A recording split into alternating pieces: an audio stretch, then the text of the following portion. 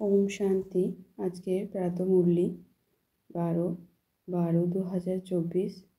বাপদাদা বলছেন, মিষ্টি বাচ্চারা, এই পড়াশোনা যা বাবা পড়াচ্ছেন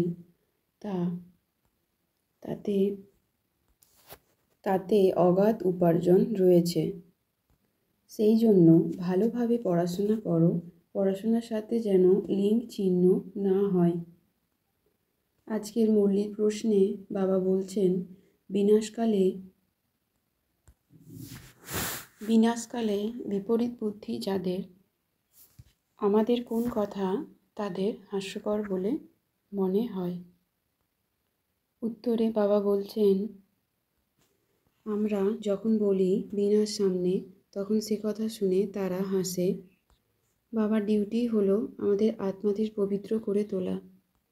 আমরা দেবতা হতে যাচ্ছি। কলিযুগে ছি দুনিয়াতে আমরা আর আসতে পারবো না।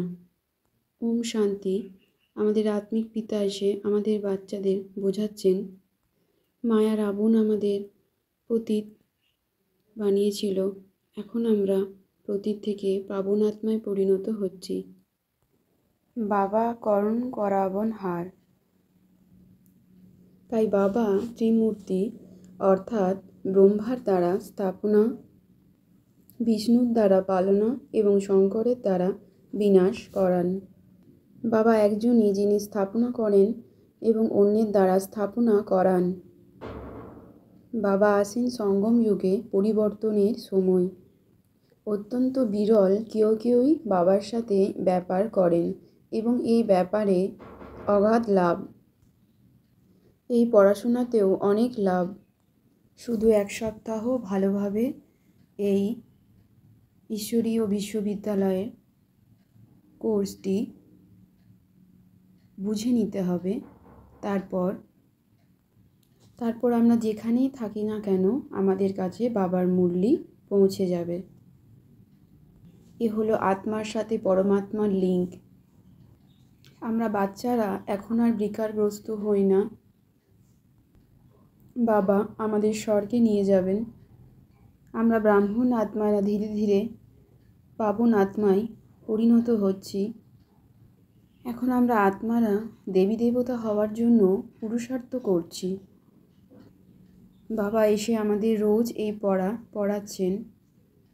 কত উচ্চ এই পড়াশোনা! বাবা এসে আমাদের সুন্দর করে তুলেছেন। বাবা বলেন, তিনি অনেক জন্মের শেষে এসেছেন আমাদের শতপ্রধান করে তুলতে। আমরা আত্মারা সর্বক্ষণ প্রীত বুদ্ধি থাকি ও বাবার স্মরণে থাকি। এখানে কৌরব ও পাণ্ডব 2 সম্প্রদায়ের কথা বলা হয়েছে। এখানে পাণ্ডব তাদেরই বলা হয়েছে যারা বাবাকে জানে। বাবার প্রতি যাদের প্রীত বুদ্ধি অর্থাৎ ভালোবাসা আছে, তারাই পাণ্ডব। এখন হলো সঙ্গম যুগ এবং আমরা জানি যে এখন নতুন দুনিয়া স্থাপন হতে চলেছে।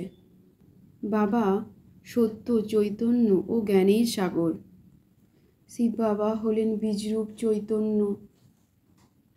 ওনার দ্বারাই সম্পূর্ণ সৃষ্টির রচনা হয়। আমাদের ব্রাহ্মণ আত্মাদের সব কিছুই যোগের শক্তির উপর নির্ভর করছে। তাই আমরা ব্রাহ্মণ আত্মারা যোগ শক্তির উপর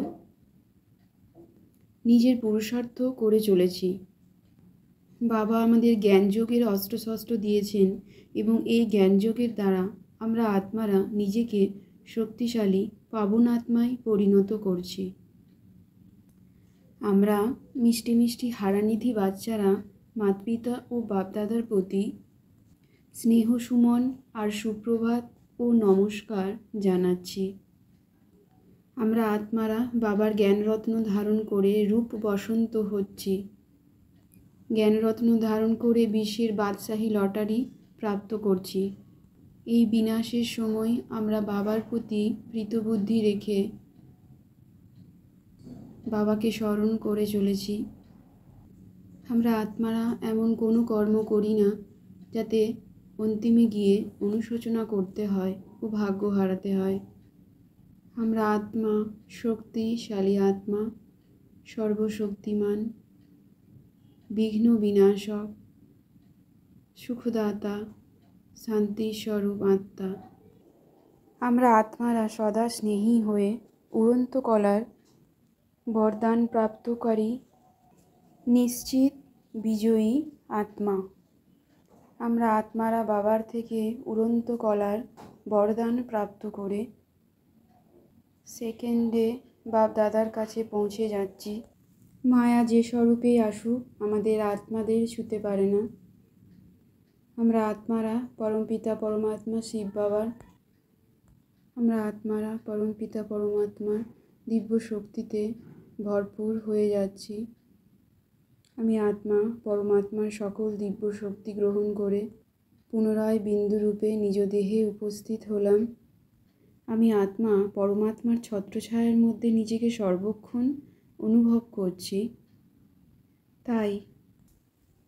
তাই মায়ার ছায়া আমাদের কাছে আসতে পারে না। আমাদের বাবার প্রতি স্নেহ ও নিজের পরিশ্রমকে মনোরঞ্জনে পরিবর্তন করে দেয়। স্নেহ প্রত্যেক কর্মে নিশ্চিত বিজয়ী স্মৃতির অনুভব করায়। আমরা স্নেহী বাচ্চারা সর্বক্ষণ নিশ্চিন্ত থাকি। নাথিং নিউর স্মৃতির দ্বারা সর্বক্ষণ সদা অবিচল থাকি ও খুশিতে নাচতে থাকি। ওম শান্তি। Thank you. God bless you.